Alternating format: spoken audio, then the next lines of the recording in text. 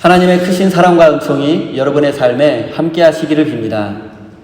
오늘은 생명의 빵이신 예수님에 관한 두 번째 이야기를 함께 나누도록 하겠습니다.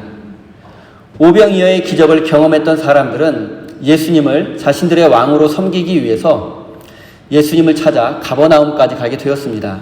그리고 그곳에서 예수님과 그들의 대화가 바로 오늘 본문 말씀의 내용입니다.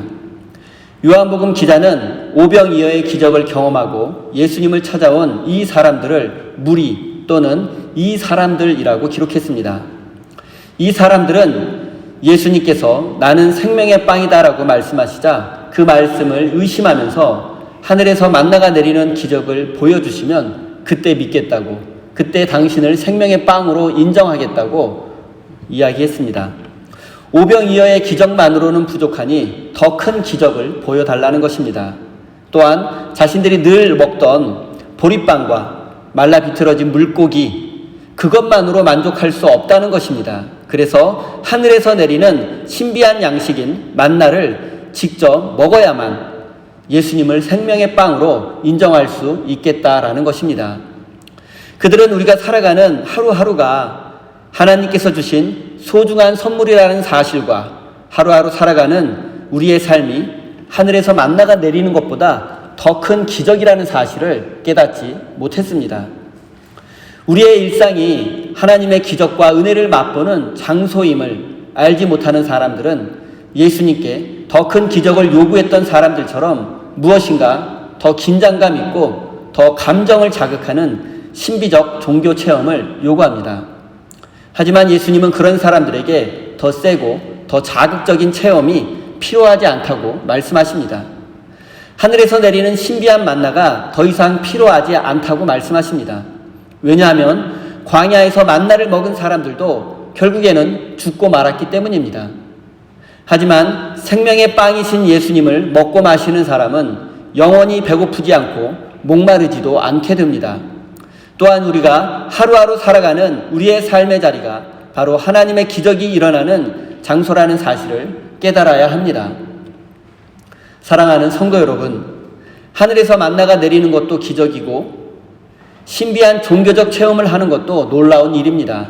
하지만 그 모든 것보다 더 중요하고 근본적인 것은 바로 생명의 빵이신 예수님을 인생의 주인으로 모시고 그분과 동행하며 영원한 생명을 누리는 것이라는 사실을 가슴 깊이 새기시기 바랍니다.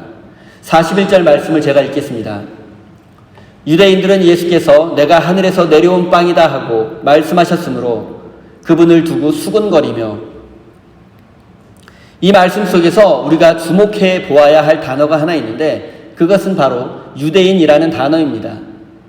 요한복음 기자는 오병이어 기적을 경험했던 사람들을 지금까지 큰 무리 또는 이 사람들이라고 표현했는데 갑자기 그 사람들을 유대인이라고 바꿔 부르기 시작했습니다.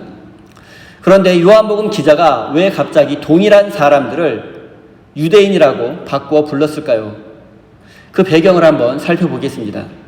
요한복음 기자는 유대인이라는 명칭을 사용할 때 일반적으로 예수님을 거부하고 배척하는 사람들을 가리킬 때 사용합니다. 이 사람들은 오병이어의 기적을 경험했지만 예수님께서 생명의 빵이라는 사실은 믿지 못했습니다.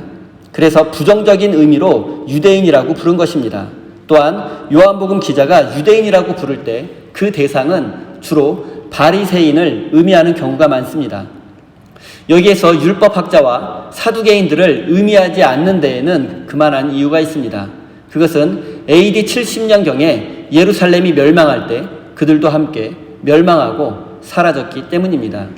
요한복음은 예루살렘이 멸망한 후 약 30년 후에 기록되었으며 그 때문에 그 당시에는 더 이상 율법학자와 사두개인 같은 유대의 정통 권력 집단이 존재하지 않았기 때문입니다.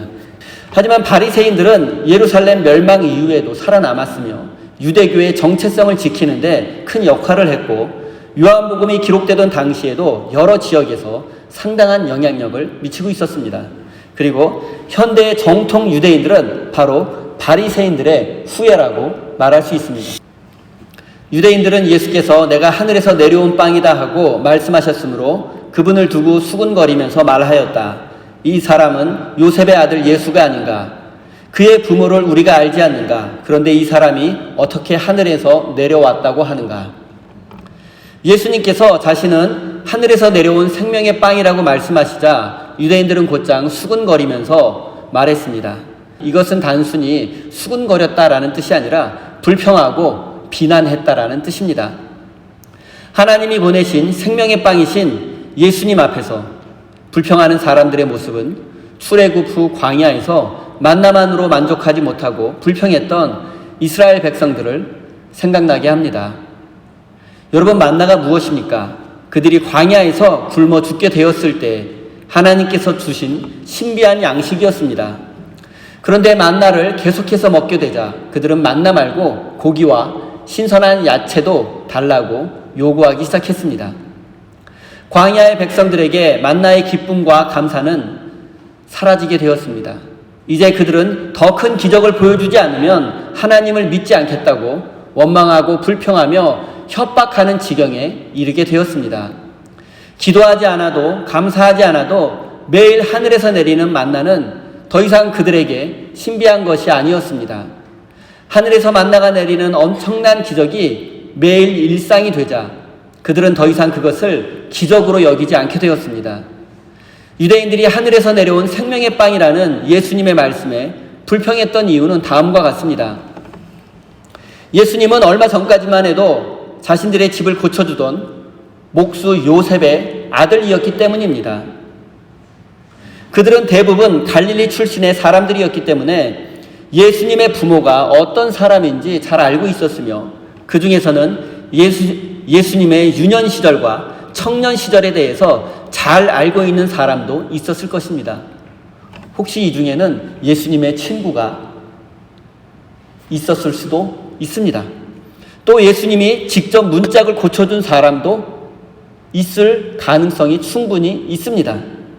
그런데 자기가 갑자기 하늘에서 내려온 빵이라거나 그 빵을 먹으면 영원히 배고프지 않는다는 예수의 말은 도저히 이해되지 않았을 뿐만 아니라 황당한 소리로 들렸을 것입니다. 유대인들이 불평했던 데에는 충분히 일리가 있습니다. 같은 동네에서 평범하게 살던 한 청년이 어느 날 갑자기 나는 하늘에서 내려온 생명의 빵이다. 나를 먹는 사람은 영원히 살 것이다 라고 떠들기 시작했으니 적지 않게 놀랐을 것이고 그 말을 곧이곧대로 받아들이기가 어려웠을 것입니다. 지금 우리들의 잣대로 그 사람들을, 그 유대인들을 형편없는 사람들이라고 비판하는 것은 옳지 않습니다. 그들의 불평에는 나름대로 근거가 있기 때문입니다. 그것은 그들이 알고 있는 예수가 지극히 평범한 사람이었기 때문입니다. 예수의 아버지 요셉과 어머니 마리아는 사회적으로 신분이 높거나 부유하거나 권력자도 아니었습니다. 요셉의 아들이라는 표현에는 정말 많은 의미가 담겨 있고 아버지의 직업을 물려받는 것이 관리였기 때문에 예수님도 공생애를 시작하기 전에는 목수였을 가능성이 매우 높습니다. 쉽게 말씀드리면 예수는 제사장의 아들도 아니고 바리새인이나 율법학자의 아들도 아니고 권력자의 아들도 아닌 지극히 평범한 사람이거나 그 이하의 사람이었다라는 뜻입니다. 하지만 불평하는 유대인들은 눈에 보이는 것밖에는 보지 못하는 어리석음이 있었습니다. 자신들의 정보와 경험 그리고 제한적인 지식으로 평가하고 판단하고 재단했습니다. 눈에 보이는 것 그리고 내가 알고 있는 것이 전부라고 생각하는 사람들은 그 너머에 존재하는 더 깊은 의미와 진실을 알 수 없습니다. 사람들은 외모와 학력 그리고 재산과 배경과 같은 것들을 통해서만 평가하고 판단합니다. 하지만 그런 사람들은 그 이면에 숨겨져 있는 그 사람의 마음과 진심을 알 수 없습니다. 그 사람에게는 내가 알지 못하는 정말 많은 이야기가 있을 수 있고 남 모르는 아픔과 상처가 있을 수도 있고 내가 감히 꿈조차 꿀 수 없는 위대한 꿈을 꾸고 있을 수도 있습니다. 그 사람에게는 내가 알지 못하는 많은 이야기가 있다고 생각한다면 그때 우리는 비로소 그 사람을 외모로 판단하지 않고 모든 사람을 나의 가족처럼 대할 수 있을 것입니다. 자신이 하늘에서 내려온 생명의 빵이라고 주장하는 요셉의 아들 예수를 믿지 못하고 불평했던 유대인들을 죄인이라고 말할 수는 없겠지만 눈에 보이는 것과 손으로 만질 수 있는 확실한 것만을 믿겠다는 그들의 태도는 결국 그들의 영적인 눈을 어둡게 할 것이고 그들을 구원의 길에서 멀어지게 할 것입니다. 유대인들은 갈릴리 출신의 인간 예수에 대해서는 우리보다 훨씬 더 많은 것을 알고 있었지만 예수가 하나님께서 보내신 생명의 양식이라는 사실은 알지 못했습니다. 그러면서도 그들은 예수에 대해서 잘 알고 있다고 생각했고 그래서 수군거리면서 불평할 수밖에 없었던 것입니다. 하지만 이런 유대인들의 어리석음이 오늘날 많은 그리스도인들에게도 있음을 알아야 합니다. 그리고 혹시 우리에게도 그런 어리석음이 있지는 않은지 생각해 보아야 합니다. 이것은 단순히 그 당시 유대인들만의 문제는 아니라는 사실입니다. 저는 옛날 어르신들이 헛똑똑이라는 말씀을 하신 것을 들은 기억이 납니다. 겉으로는 잘나고 지혜로운 것 같지만 또 실력도 있어 보이고 능력도 있어 보이지만 결국에는 손해보고 실패하는 사람을 헛똑똑이라고 부릅니다. 성경에 대한 지식도 많고 기도도 많이 하고 교회 봉사도 열심히 하는 사람이라 할지라도 예수님이 하나님께서 보내신 생명의 빵이라는 사실을 알지 못하고 믿지 않는다면 예수님을 믿으면 영원히 배고프지 않고 목마르지 않는다는 사실을 믿지 않는다면 그 사람은 바로 헛똑똑이가 될 수밖에 없습니다. 오늘날 많은 그리스도인들이 합리적 사고와 이성적 판단을 앞세우다 정작 신앙의 신비와 진리를 잃어버리는 경우가 많습니다. 그리고 우리가 합리적 사고와 이성적 판단 안에만 갇혀 있는다면 결국 우리도 헛똑똑이가 되어 구원의 길에서 멀어질 수밖에 없습니다.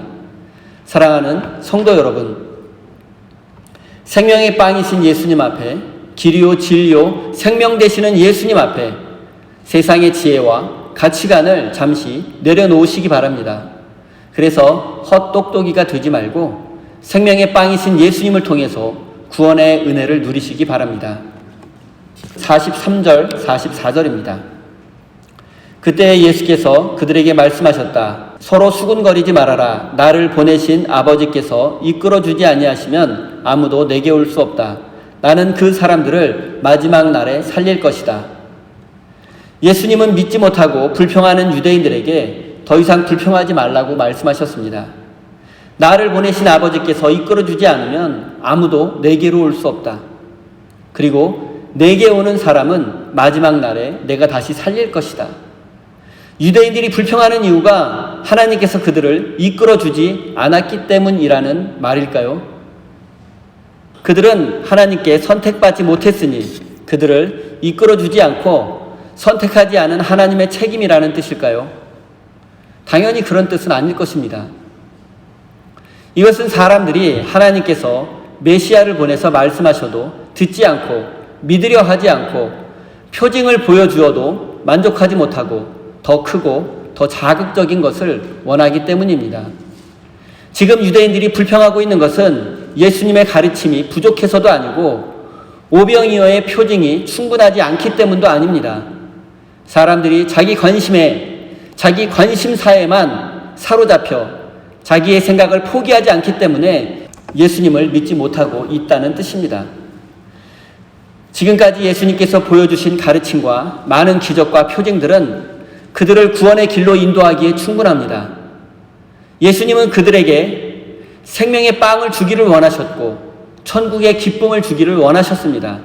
하지만 그들이 원했던 것은 단지 이 세상에서 배부르고 맛있게 먹을 수 있는 빵과 부유한 삶과 성공의 기쁨 뿐이었습니다. 사람들은 예수님께서 자신들이 원하는 것이 아니라 더 좋은 것, 더 근본적인 것, 본질적인 것을 주시려고 하는 것을 이해하지 못했고 오히려 예수님을 요셉의 아들이라고 비하하며 불평했던 것입니다. 예수님은 지금 불평하는 유대인들에게 먹으면 영원히 배고프지 않게 되는 생명의 양식이 지금 여기 있는데 왜 썩어 없어질 것들을 추구하고 먹어도 배부르지 않는 것을 구하냐고 책망하신 것입니다. 심지어 만나를 먹어도 결국에는 죽게 될 것인데 왜 생명의 양식을 눈앞에 두고도 만나를 바라느냐고, 신비한 기적을 바라느냐고 꾸짖고 계신 것입니다. 사랑하는 성도 여러분, 신앙생활의 가장 큰 기쁨과 행복은 바로 하나님께서 원하시는 것과 내가 원하는 것이 일치할 때 주어지게 됩니다. 하나님의 뜻과 나의 뜻이 하나가 되는 것, 이것이야말로 신앙의 기쁨이고 신앙의 목적이 되어야 합니다. 하나님의 뜻에 우리의 뜻을 맞춰 나가는 과정이 바로 믿음의 삶이라고 말할 수 있습니다. 사랑하는 성도 여러분, 하나님이 원하는 것과 내가 바라는 것이 서로 다를 때 우리의 인생은 원망과 불평으로 가득 차게 될 것입니다. 하지만 우리의 욕심과 욕망을 내려놓고 하나님의 뜻에 우리의 마음을 맞추어 나간다면 그때 비로소 우리는 하나님의 은혜와 구원의 기쁨을 누리게 될 것입니다. 53절과 55절입니다. 53절부터 55절입니다. 예수께서 그들에게 말씀하셨다. 내가 진정으로 진정으로 너희에게 말한다. 너희가 인자의 살을 먹지 아니하고 또 인자의 피를 마시지 아니하면 너희 속에는 생명이 없다. 내 살을 먹고 내 피를 마시는 사람은 영원한 생명을 가지고 있고 마지막 날에 내가 그를 살릴 것이다. 내 살은 참 양식이요 내 피는 참 음료이다. 불평하던 유대인들은 이제 그것을 넘어 서로 논쟁하며 싸우게 되었습니다. 예수님의 살과 피를 먹어야 한다는 그 말씀 앞에서 그들은 그 말씀의 의미를 깨닫지 못하고 문자 그대로 받아들여 시험에 빠지고 말았습니다. 내 살과 피를 먹으라는 예수님의 말씀은 제자들과 마지막 식사 자리에서 있었던 성찬 예식을 의미하는 것이었지만 유대인들은 깨닫지 못했습니다. 그리고 실제로 요한복음 공동체의 안팎에서는 성찬 예식의 의미를 이해하지 못하고 오해하는 사람들이 있었고 요한복음 공동체는 그들의 공격과 비난을 받고 있었습니다. 실제로 초기 기독교 공동체들은 로마 제국의 많은 박해를 받았었는데 그 이유 중에 하나가 바로 예수님의 살과 피를 먹는 성찬 예식과 관련된 것입니다. 로마의 권력자들과 시민들 중에 일부는 성찬 예식을 실제로 인육을 먹고 피를 마시는 의식이라고 생각했습니다. 초기 교회는 이런 누명을 쓰고 오해를 받았습니다. 그래서 반사회적인 광신도 집단으로 낙인 찍힌 것이 박해의 이유 중에 하나였던 것입니다. 하지만 요한복음 공동체 성도들을 비롯한 초기 교회 성도들은 성찬 예식을 통해서 예수님이 자신들과 함께 살았던 역사 속에 존재했던 분이라는 사실을 기억할 수 있었습니다. 예수님은 제자들과 마찬가지로 똑같이 살과 피를 가진 완전한 인간이었습니다. 천사와 귀신은 살과 피가 없습니다. 하나님도 성령님도 살과 피는 없습니다. 살과 피는 구체적인 시간과 공간 안에서 구체적인 몸으로 살았던 사람에게만 있는 것입니다. 따라서 예수님의 살과 피는 예수님께서 실제로 역사 속에서 존재했다는 증거이며 또한 예수님의 실제적인 삶을 가리키는 것입니다. 요한복음 공동체는 예수님의 역사적 실존을 부정하는 자들로부터 공격받고 있었습니다. 그들은 영지주의의 뿌리를 둔 가연설을 믿는 사람들이었습니다. 이들은 예수님이 완전한 하나님이시기 때문에 인간이실 리 없다며 예수님은 인간이 아니라 갈릴리에 나타나신 예수님은 인간이 아니고 단지 인간처럼 보였을 뿐이며 예수님의 그림자, 환영이었을 뿐이라고 주장하며 예수님의 살과 피를 인정하지 않았습니다. 베레데우스 베레호모 참 인간이며 참 하나님이신 온전한 인간이고 온전한 하나님이신 기독교의 가장 근본적인 진리를 이 영지주의의 뿌리를 둔 이 가연설주의자들, 그노시시즘, 도케티즘 이런 사람들을 믿는 사람들이 요한복음 공동체 안에 있었고 요한복음 공동체 밖에도 있었고 이들은 실제로 예수 믿는 사람들을 핍박하고 비난하는 데 앞장섰던 사람들입니다. 하지만 초대교회 지도자들은 예수님이 우리처럼 살과 피를 가지신 완전한 인간임을 믿었습니다. 사도신경에 예수님께서 마리아의 몸에서 태어나셨다라는 내용이 들어간 것도 이와 같은 맥락입니다. 예수님은 하늘에서 오셔서 살과 피가 없이 영으로만 존재하셨던 것이 아니라 우리와 똑같이 여자의 몸에서 태어나셨고 살과 피를 가진 완벽한 인간이었습니다. 만약 예수님께서 살과 피를 가진 우리와 달리 살과 피가 없는 영으로만 이 땅에 오셨다면 우리는 하나님을 알지 못하고 경험하지 못했을 것입니다. 하나님을 여전히 멀리 계신 분으로만 알았을 것이고 하나님과 교제하고 동행하지 못했을 것이고 하나님의 뜻과 섭리에 대해서도 알지 못했을 것입니다. 그런데 예수님께서 살과 피를 가진 완전한 인간의 모습으로 이 땅에 오셔서 우리와 같은 삶을 사셨고 우리의 삶의 자리로 오셨기 때문에 예수님은 우리의 아픔과 상처를 모두 아시고 우리의 참된 구원자가 되어 주실 수 있으셨고 우리에게 참 생명의 빵이 되어 주실 수 있으셨던 것입니다. 하지만 어리석은 유대인들은 이 사실을 깨닫지 못했고 믿지 않았습니다. 그래서 그들은 오병이어의 기적을 경험하고서도 예수님께서 참된 생명의 빵이라는 사실은 인정할 수 없었던 것입니다. 그래서 그들은 여전히 먹고 사는 문제와 당장 현실의 문제만을 해결해 줄 것을 예수님께 바랬던 것입니다. 썩어 없어질 양식, 먹어도 배부르지 못하고 곧 다시 배고파질 그런 것들만 구하고 있었던 것입니다. 사랑하는 성도 여러분, 이 어리석은 자들이 바로 우리의 모습은 아닙니까? 지금 여러분이 하나님께 받기를 원하고 바라는 것은 무엇입니까? 지금 여러분의 기도 제목은 무엇입니까? 한번 생각해 보십시오. 그것들이 전부 먹고 사는 것과 관련된 것이라면, 그리고 인생의 불안과 두려움, 그리고 나와 내 가족, 이 세상과 관련된 것들이라면 여러분도 예수님께 책망받았던 그 유대인들과 조금도 다를 바가 없습니다. 사랑하는 성도 여러분, 예수님을 믿는다고 하면서도 오병이어의 기적을 바라고 그것보다 더 큰 만나를 내려달라고 기도한다면 그것이 우리 기도의 대부분을 차지하고 있다면 우리는 생명의 빵이신 예수님에게는 관심이 없을 수밖에 없습니다. 우리는 예수님께 기적을 바라고 현실의 문제를 해결해 주기만을 바라지만 예수님은 우리에게 더 큰 것, 더 좋은 것을 주기를 원하십니다. 그것은 바로 생명의 빵이신 예수님 자신입니다. 예수님의 살과 피입니다. 우리는 그것을 먹고 마심으로 예수님의 삶을 기억할 수 있고 십자가와 부활을 믿을 수 있습니다.